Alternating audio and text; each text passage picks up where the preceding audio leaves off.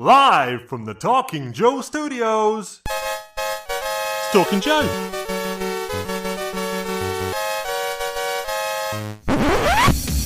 Talking Joe is on the air. Hey, it's not him, Mark, it's me, Tim. An unusual episode of Talking Joe. Rather than focusing on a comic book or a few issues of a comic book series, as we usually do, we're listening to Alan Hassenfeld's remarks from Hascon. This was a Hasbro convention held in Providence, Rhode Island in September of 2017. Guests who paid extra could attend the G.I. Joe Legends Dinner with more than a dozen toy designers, marketers, and artists who had worked on the G.I. Joe toy line in the 1980s and 90s. Alan Hassenfeld was a surprise, unannounced guest, as was author G. Wayne Miller, who does not speak in this recording. And Alan Hassenfeld showed up to deliver some extemporaneous remarks before the dinner started. He was introduced by Daryl DePriest, then Vice President of Global Brand Management. A technical note: I recorded the audio so that I could make a transcript, maybe include some of it in my book. I was not intending to turn this into a proper audio or video file. My Zoom H1 digital recorder was on my table, and I was just recording the sound as we all heard it. DePriest or Hassenfeld speaking over the PA at a podium, right? So you hear the room. A few words get lost because of clinking glasses or silverware, or because the speaker turns away from the mic, or people are laughing, the audience. The sound quality of this episode of Talking Joe is not up to our usual standard, and if you find it a little hard to follow, my feelings aren't hurt if you bail out. Also, towards the end, Hassenfeld takes two audience questions. The second one is from Chris McLeod, who you may know as the host of the Full Force podcast and live stream. Chris, in fact, was once a host of Talking Joe. When Hassenfeld calls on him, Chris stands up, having been recording the remarks with his camera, and continues to point the camera at Hassenfeld while he, Chris, asks his question. That's why Alan Hassenfeld says, "Uh-oh." McLeod then makes a joke affecting an American accent and saying that he's Chris from Missouri. The last bit of context for this episode is that Alan Hassenfeld died on July 8th, 2025. I edited the transcript of these remarks into a post on my blog, arealamericanbook.com, and Mark suggested that we use the audio as a bonus episode of Talking Joe. So here we are. Alan Hassenfeld was born in 1948. His grandfather had co-founded Hasbro. His father was running the company in the 1970s when he and his brother Stephen joined.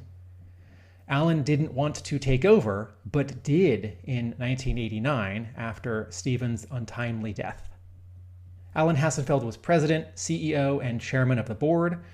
He stepped down as CEO in 2003, retired as chairman in 2005, becoming emeritus chairman, and left that position in 2024.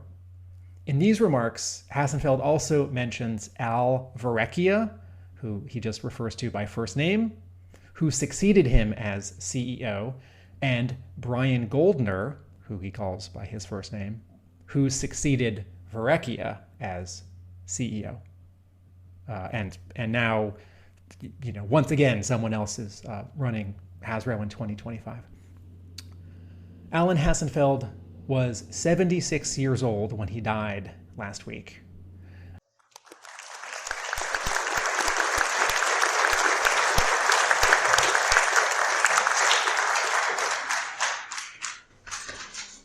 G.I. Joes are allowed to hug.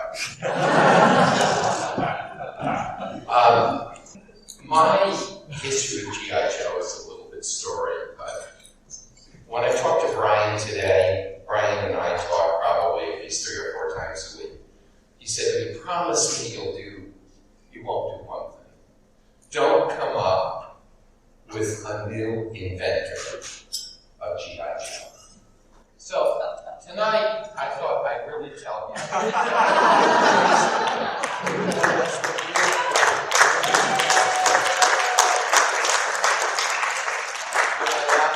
Because honestly, if we hadn't had Potato Head, maybe we wouldn't have been able to do G.I. Joe.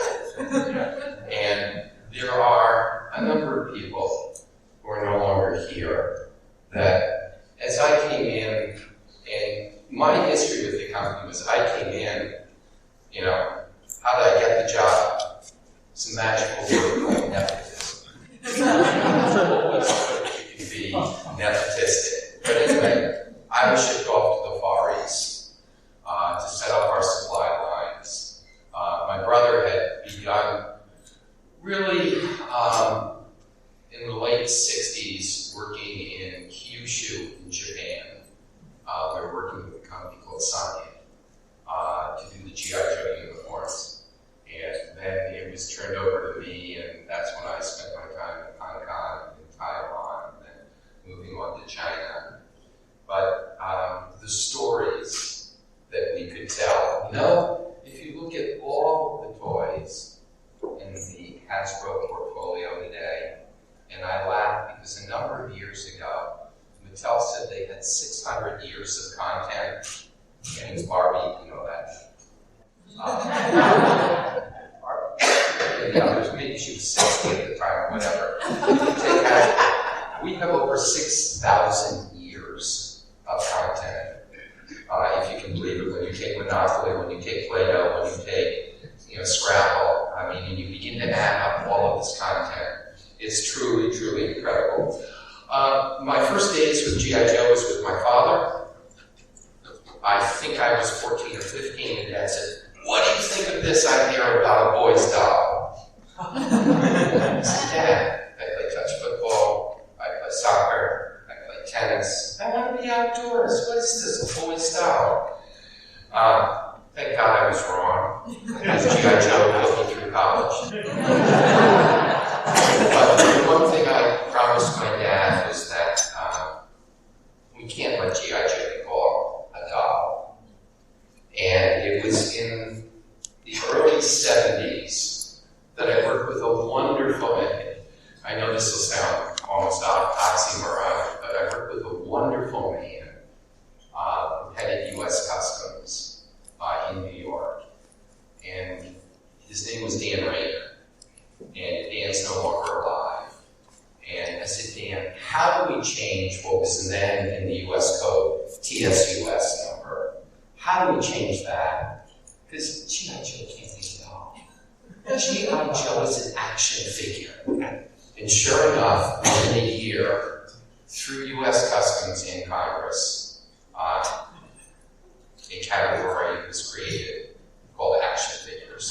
But believe it or not, Joe was always, originally, was lumped in with that, Barbie. To the young gentleman over there, who's the most important one in the room, forgive me if I use any language which I shouldn't use. I do want to honor a couple of people that some of you might have heard of, some not. But some of the originators of G.I. Joe and Hasbro, how many of you have heard of George Barton? George Barton did much of the art with Don Levine, and it was really a team. It was George, it was Jerry Pilkington, it was Don Levine, it was Bill Pressman. The guy who made all of the molds for G.I. Joe was a guy named Huey O'Connor. And I'll never forget another guy who just managed to go around everything was Jerry Einhorn, who just passed away. But those were very, very special people because it really was a unique time with my father, how close they were in really creating the original G.I. Joe. And I know it's kind of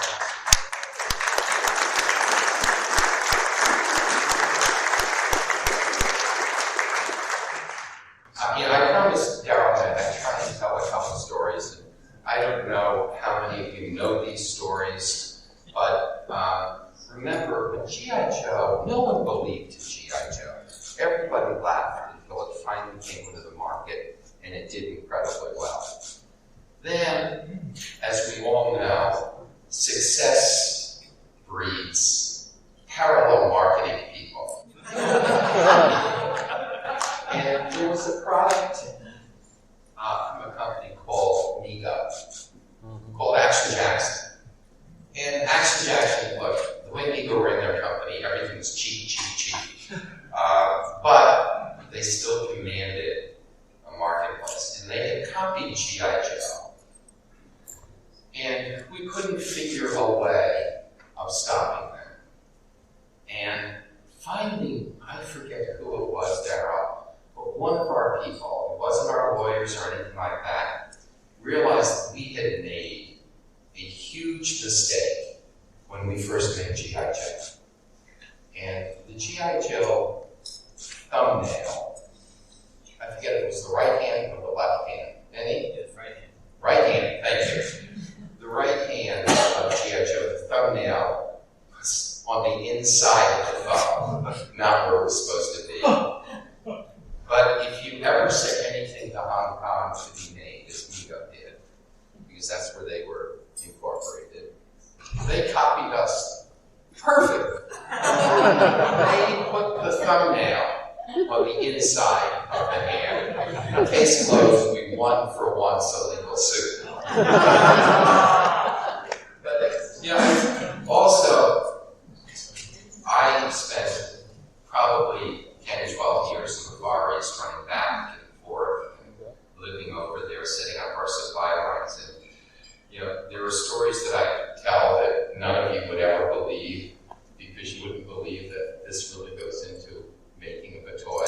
By the way, every toy Hasbro makes, they're real, they're human, and they do come to life at night. I do. But we had a wonderful product, which was the American Jeep. And the American Jeep was a great seller. It got this big. It was wonderful. Not like the aircraft carrier. That's another story. But there was one problem with the Jeep. And that was it took an American flag. Now, every Jeep, G.I. Joe should have an American flag. The only problem was this was a textile American flag. And there I am, willy-nilly, shipping the American flags back to America. We put the Jeep in U.S. Customs stops it. My dad, brother, son, what did you do now? I said, well, what do you mean? What's the problem? I'm just shipping American flags to you to put in the damn Jeep. Problem was, all of a sudden that year, anything that was textile came under quota. And I was buying the American flag in Taiwan, and we didn't have quota. And the amount of quota we needed was nothing. So I will tell a true story. I went on the black market and had to spend about $500 in one night in jail.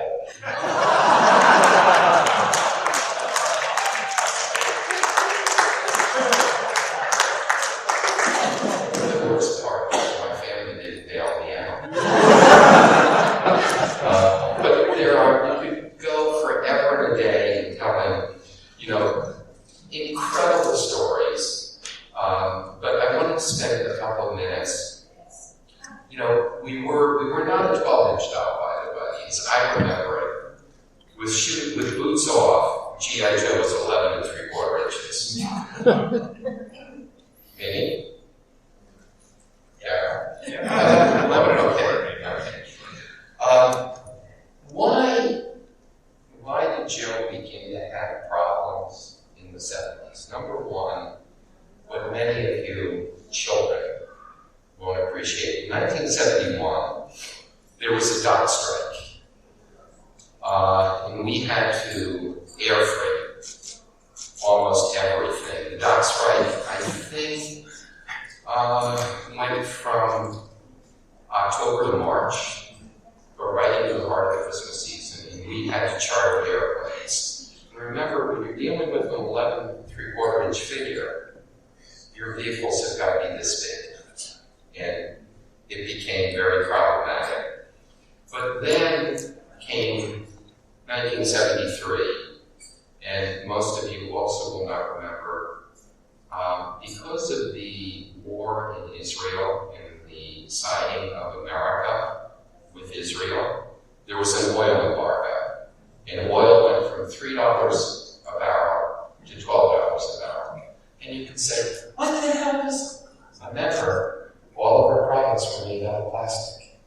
And plastic, one of the most important things, we need oil, we need benzene. So all of a sudden things were getting fairly expensive. And then you had the third ingredient, which was the Vietnamese War and the pushback of many Americans concerning Vietnam. I used to go to Toy Fair, and I don't know why my brother had the habit, and my brother was a genius. And I should say one thing about my dad. Dad died in 1979. No father ever set a better table for two sons to sit down to than my father did. And he never got the proper credit, I think, that he deserved. We went on and we were able, through Steve and then me, and then Al, and then Brian, to take things to a different level. But we were faced with a number of problems. And so when we retired Joe, hopefully to live a better day, we then came with Super Joe. The only reason I say that is I was the one responsible for the defective Terrons. If any of you ever remember Terron. But then we learned something. In 1978, a guy named Bernie Loomis took a chance on something called Star Wars. Now, Bernie was the best marketeer this industry, I think, has ever seen. He basically, did a deal with George Lucas to bring Star Wars figures out, and they created a new genre, 3 3/4 inches. And remember, in that first year, Bernie didn't sign up to Star Wars until October. He had his people create 12 figures, cardboard, put them in a package, and say, hey, we're going to deliver in April. So there were 10 million Star Wars paper products that were sold at Christmas. Can you imagine being a kid and opening up a package? It's like, see you in April. If you can believe 10 million. But anyway, so that was really the beginning of this book processing between around the 3 3/4 inch figure, as I remember it. But we also realized that once you were down to that size, yes, you could improve their articulation. Is the most important thing for me and Joe is the articulation. How do you get every pose that you can possibly think of? But at the same point in time, it made vehicles. It made whatever we wanted to do a lot more scalable. Again, I hated seeing the demise of the 11 3/4 inch, but the 3 3/4 inch I really was very, very passionate about. But you can be passionate about something, but remember, again, we're going back to the 70s. And if you did an advertisement for toy product, you had to have your hand lifting the figure, and we used to have what we call finger flip technology. You would see the finger, and the missile would go there. But anyway, and then my brother, working very closely, not only with the team at Hasbro, but with Tom Griffin and Joe McCall from Griffin McCall, came up with the idea of, look, in 78, we want to relaunch G.I. Joe. Let's first create a comic book. Now, there's one difference between a comic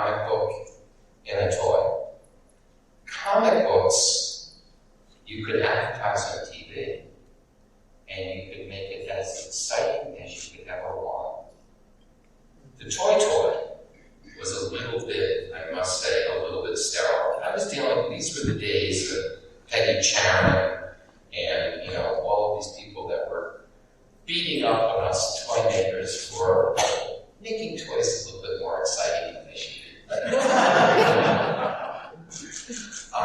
So really, as far as it was concerned, I believe the great success of the 3 3/4 inch figures was a different way of approaching the market. No different than it is today. If we were to really relaunch properly G.I. Joe, Do it. which we can, I would do it for you too. Because you cannot social media is where it's at, no matter what I say, who cares? But it's just incredible, the buy-in. And I laugh because I remember, you've got people that unbox product. And I don't know if any of you saw Chewbacca last year, the Chewbacca mask. We were planning on selling 100,000 pieces of this mask. This woman unboxes it, goes into hysterics, it goes on YouTube, and the next day, we're looking at 350,000 pieces. It's incredible what social media can do. So anyway, for me, the beauty of what we did in the 3 3/4 was it's a combination of realizing how to market it, how to create the backstory, and that's the other thing that's so important. Every toy, everything that we do, we're living in a world that we have to storytell. And so, look, I can tell good stories and bad stories about some of my copyright. Vinny's sitting over there, and Ron's sitting, and forgive me if I don't mention everybody, but, many of you probably remember Zartan. Yeah. Zartan, our copywriters, in creating his character, created him as a paranoid schizophrenic. Yeah. Not good. My brother calls me into the office and says, I need you to get involved in some of the dirtier things. We have a problem with Zartan. The National Alliance of the Mentally Ill, this one and this one, want us to do this and this and that. You talk to them. You're more humanistic. So I'm talking with Mary, and all I can tell you is we ended up settling it.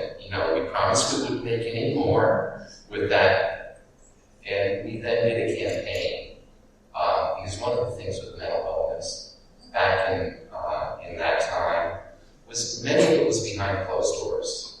People were afraid to come forward with family members or whatever. And so we were one of the ones that helped them basically show that that there wasn't a stigma for someone being bipolar or whatever. And we worked with them for about 4 or 5 years, and then during my chairmanship of the TIA, I was able to get the TIA to adopt the National Alliance for Mental Health. So, you take something that's bad, and I'm one of those, one of my sayings, I think this is one of my sayings. I'm not sure. I haven't attributed it to someone else, and I always say, problems are like ice cream cones. If you don't get them quickly, they become very messy. I explain to other CEOs, we look at whether it's government or whatever. If you got a problem, tell people what the problem is. Tell people how you got there, what you're going to do to fix it, and then shut up. Most of the time, people will only give out 10% of the story, and then they have to come back 2 weeks later, and 2 weeks later, and 2 weeks later. It doesn't work. Anyway, Darryl, do you have any questions for me? I have a lot of my look, by the way, I can talk all day long, G.I. Joe, and I can tell you that, do any of you know what G.I. Joe is called in Spanish? This killed me, but I had to go along with it because, we were very good with Spain and Mexico. G.I. Joe in Spanish is He Hi Ho. Now, do any of you, again, we had a huge international business with G.I. Joe. We were working with Palatoy in the UK, Arbois in France. We worked with Boras, and then we worked with Hascon G.I in Spain. We worked first with Balotelli in Italy, and then, it was Tall Toys in Australia, it was Lily Ledy in Mexico, it was Estrella in Brazil. It was a wonderful family, but back in 1978, we did not have a good year. Hasbro was about a $70 million company. We had lost $7 million.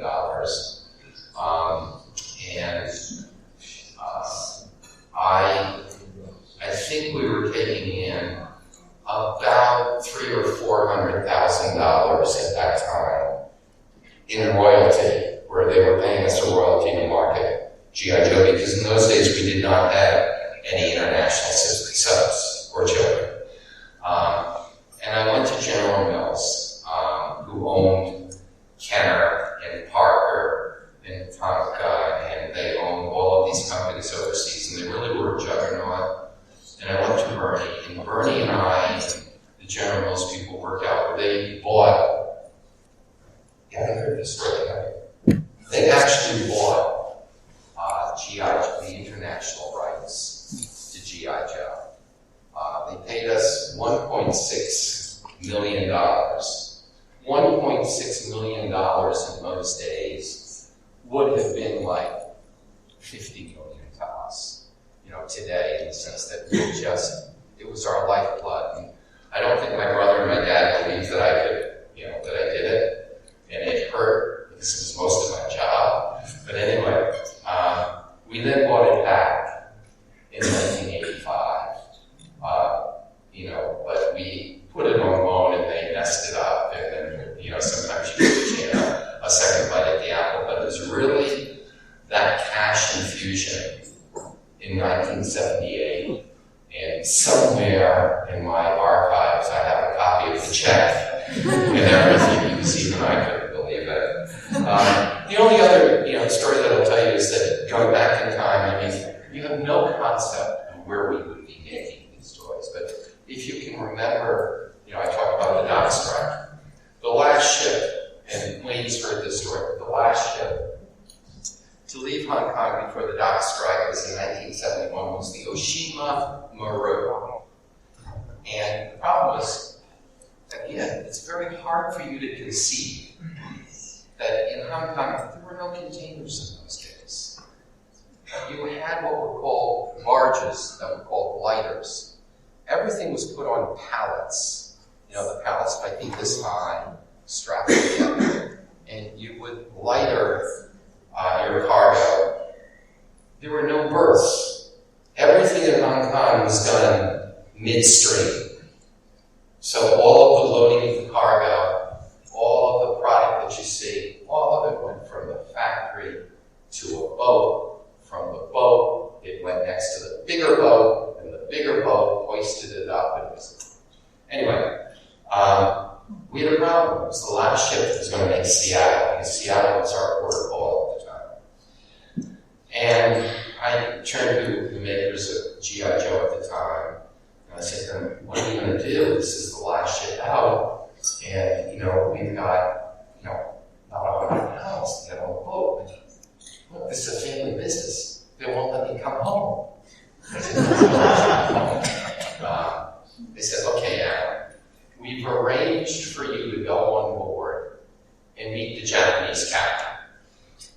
Here are 2 bottles of black label. You have to know, back in the 70s, if you were Japanese, black label was like Gucci. It was like Acer, Pro, whatever. It was the sign, it was a great sign, and many times they didn't drink it, they put it on their mantle. But anyway, I get on board, the Japanese captain doesn't speak English, I don't speak Japanese, we have a couple drinks together, the next thing I know, the boat is sailing on the midnight tide. The next thing I remember is about 6 or 7 o'clock in the morning, and I found myself in my hotel room. Our cargo made it onto the boat. I don't know what happened to the captain. We we didn't correspond afterwards. Stories that you can tell. The last one I'll tell very quickly. And then if you've got any questions, Henry Kissinger has this wonderful saying, do any of you have any questions for my answers? But before I do that, we chartered through World Airways and Universal Airways a bunch of airplanes to bring the goods back home during the job strike. And I was on one end configuring the airplanes. I had someone helping me. But we had to load. The planes would normally leave at 12 or 1 o'clock in the morning. And the reason for that is Hong Kong in those days had a fairly short runway, and you can't take a full loaded airplane and take off at midday because of the heavy air. So we would load the airplanes at night. Well, it's about midnight, and all of a sudden I got a problem here. My stomach is killing me. Tom Sullivan would load the bellies. I got to load the top of the airplane and the bathrooms. I filled those bathrooms with Carol G.I. That would be from one of the bathrooms, by the way. So I said, Tom, I'm hurting here. And all of a sudden, I was hurting back here. I said, Tom, you got to get me back to the hotel. The plane was loaded. We get to, in those days in Hong Kong, there were no tunnels. You took, if you were late at night, if you were going out on a date or whatever, you crossed the harbor. After midnight, you took what's called a Walla Walla.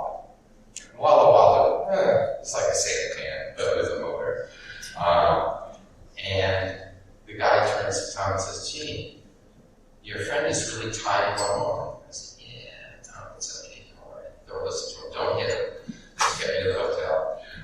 It's the first time I had ever had kidney stones. And I didn't even, I went back to my brother and my dad, and I said, do I get hazardous duty pay? I have kidney stones, I'm lying in bed, all of this stuff, I won't go into that. The only other good story of the airplanes was, I'll never forget, we were the back hall. AID had a program in Bangladesh in Dhaka. They were taking blankets from Bangor, Maine, stopping in Winnipeg, going to Dhaka, and then coming back to Hong Kong. We took the goods from Hong Kong and brought them over to Seattle. Well, I get a call from my brother. Hey, bro. Hi, bro. What's up? Can't be good. He said, yeah, we got a problem. There was a blizzard in Winnipeg, and the airplane going to Dhaka with 80,000 pounds of blankets was following a follow-me truck, and the follow-me truck took the wrong turn and has gone into a snow bank. I said, okay, so what? He said, well, no, you don't understand. There's one main runway. The tail is still on the runway. The rest of the plane is in the gulch, or whatever you want to call it. So we were about 48 hours delayed on that. That was also my fault. I said, how can it be my fault? I didn't do anything. But anyway, I could tell one story after another about Joe. There's one, I think, that folks would like to hear. And we launched G.I. Joe at the factory in Carroll, which remains our partner to this day, right? But G.I. Joe is a very comprehensive launch. So what did you do to get Harold on board? Were they new to us? No, they actually we had first worked with Harold on a wind-up Snoopy figure. How about that? One of the things that they asked me to make, I won't go into. I just followed instructions. Harold was very, very unique. They made, and again, I don't know if any of you remember, they made probably one of the first major competitive products to Barbie. They made something called the Dawn doll. The Dawn doll sold millions and millions and millions, but more than anything else, Harold was so professional in the articulation of the Dawn doll and helping us, and it was a wonderful man who's passed away now, George Black. block, and the man who ran all of his engineering was D.S. Chang. And under D.S. was his son, Stanley. Now, Stanley majored in husbandry, veterinarian. Don't ask me how I got in the toy business. But the way we actually launched this, I remember George coming to me and saying, this is an awesome project. I said, George, I'll tell you what, let's talk about this. I want to do something for your factory, for all of the things that you've done for us. And so the way we launched and finalized on price and everything was I took about 100 of his factory workers on what was called a launch picnic. Tried a boat, went to Lantau Island, and no, we didn't get drunk. I don't do that. And it just was, it's been a marriage that was made in heaven. But I think if all my days at Hasbro, other than our culture, our ethic, I believe our integrity, the thing that I'm most proud about is if you look at how much we buy from Asia today, about 70 to 75% of it are with people that we've worked with for 35 or 40 years. Now, most of our partners, and I don't call them suppliers, they're our partners, and I have words with people when they're called suppliers.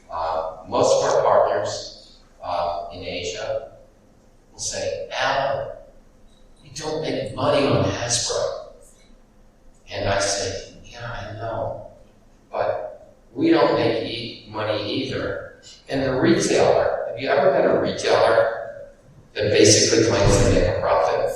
So we're trying to still figure out to this day, and if any of you can figure it out, who makes money in the toy industry? But 4 or 5 of our partners are, one of them is probably one of the wealthiest people in the world today, running Chang'an and Hutchison. Anyway, it's a great group of people, and I respect the Chinese greatly.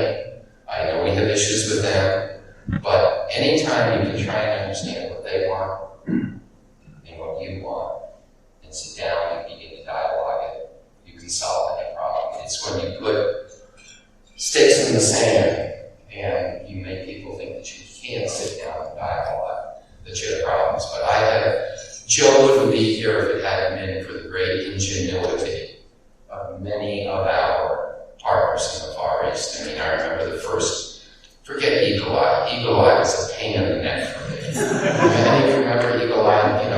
The thing in the back of the neck, and your eyes went like, and the flocking machine. Now, the problem I had with the flocking machine is the Chinese do not really love the letter L. So it was always the flocking machine. And people would say, no, stop swearing. So I think what we're going to do, a lot of hungry people, I think we're going to start the dinner service. And while we're setting up, bringing in the salads, do you guys want to, anybody have any questions for Alan? We can probably take a couple of questions. I lied well. Sounds great. Yeah, we'll run down. Who are you? Where are you from? Hey there. My name is Jim Perez. I'm from Monterey, Connecticut. G.I. Joe is definitely mine and a lot of other people's first love. How do you see the line being marketed and refreshed for today's children? If I had that answer, Hasbro would be paying. No. I've got to be very honest. There are brighter people than I guess, and this might upset some of you, I was not pleased with the G.I. Joe movies. I think they, we wanted to be part Transformer, part James Bond, part whatever. And I didn't think, again, if you're going to do a movie or you're going to do something to get something launched again, as we did with Transformers, the most important thing is the story. And if the story is weak, but I'm not sure, because remember, I come from the old school. I love the original G.I. Joe, where it was the Japanese uniforms, parent uniform, it was everything to the nth degree of detail. And then we moved into the adventure team, and then we moved on from there and there. I think that what we have to do is be creative enough. I think we need vignettes on YouTube. I think we have to, again, treat Joe with tender, loving care. And as much as Daryl will tell you, I would say to Daryl, Hall of Fame, I want Audie Murphy. I wanted, and you can all laugh at me, I remember saying to Daryl, I want Home for the Holidays. I want Bob Hope. I want Douglas McCarthy. I want. And then he comes to me about saying, can't get it. So I don't have, honestly, I don't have an answer. I think everybody at Hasbro, now just remember, I'm only the chairman of the executive committee at Hasbro. Now that's a very important title. But what does it really mean? Chairman of the executive committee of Hasbro is like running a cemetery.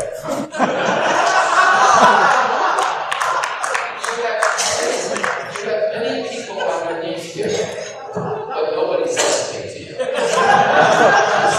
I hope since they allowed me to talk to you overnight, they put a lot of pressure on Daryl and the legends in order to take us to the next level. But I'm not sure what that is. I just know it's not. I personally would love to be back to the real American hero.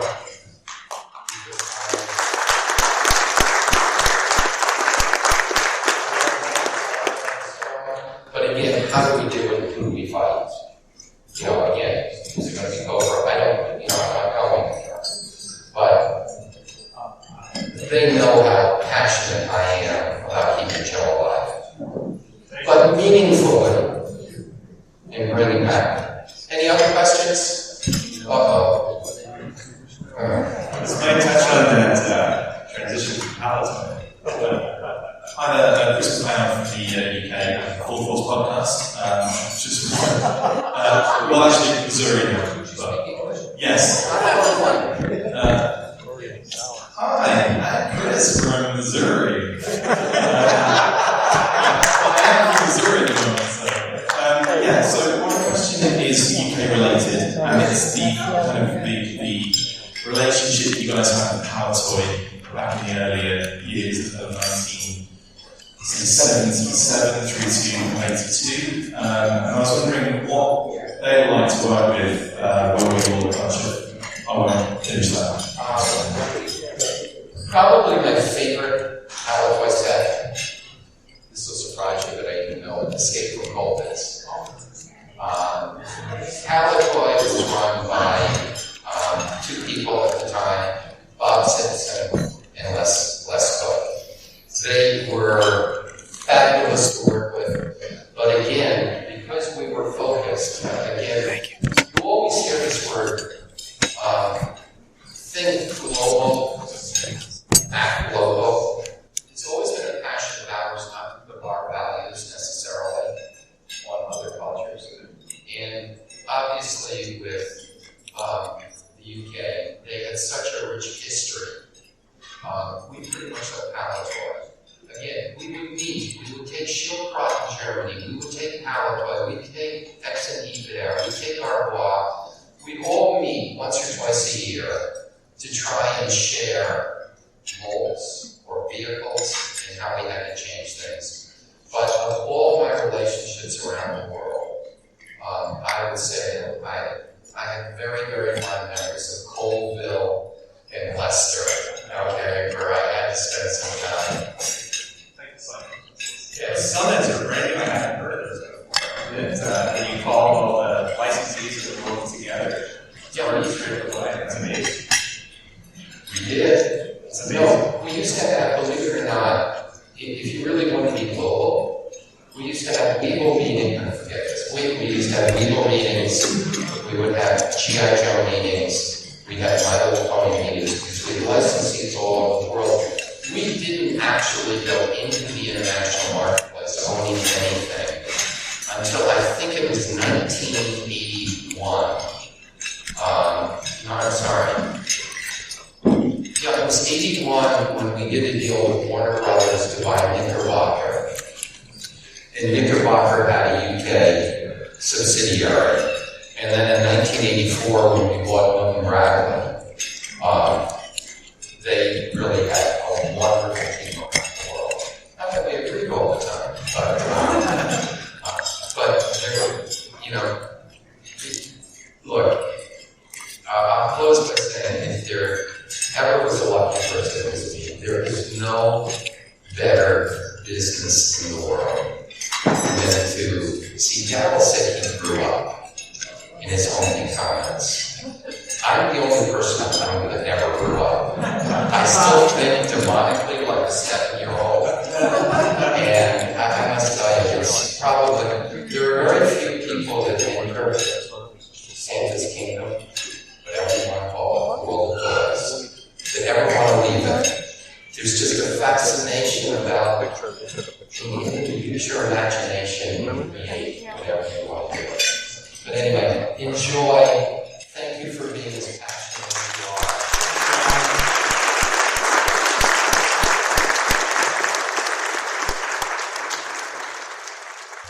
That is the end of our special, exciting, sad, slightly low-quality audio version for this Talking Joe episode. Thanks for listening. Tune in to upcoming episodes as we alternate between our regular reviews of new Larry Hama, Chris Mooneyham, Paul Pelletier issues of G.I. Joe Real American Hero, new universe issues of G.I. Joe by Joshua Williamson, Andrea Milana, and Tom Riley, and occasionally other things like interviews with people. Thanks to our Patreon backers. You can join this small, illustrious crew. Go to patreon.com/talkingjoe. A big thanks to our backers, Richard, Sam, Bill, Christopher, Justin, Rob, Shane, Simon, Chris, Joe, Craig, Frank, Mike, D, Shane version 2, Infinite Entertainment, Patrick, and Gary V. They're all getting early access and occasionally bonus content. Find us at our website, talkingjoe.co.uk, with links to all the places where you can hear and watch. Find me, Tim Finn, at youtube.com/@atomicabe. Also, my brick and mortar store, Hub Comics, and my blog, A Real American Book. With all that said and done, I'll do the closing jingle quietly, since this is sort of a memorial episode. And everyone just remember that nobody beats Talking Joe, an international podcast. Later.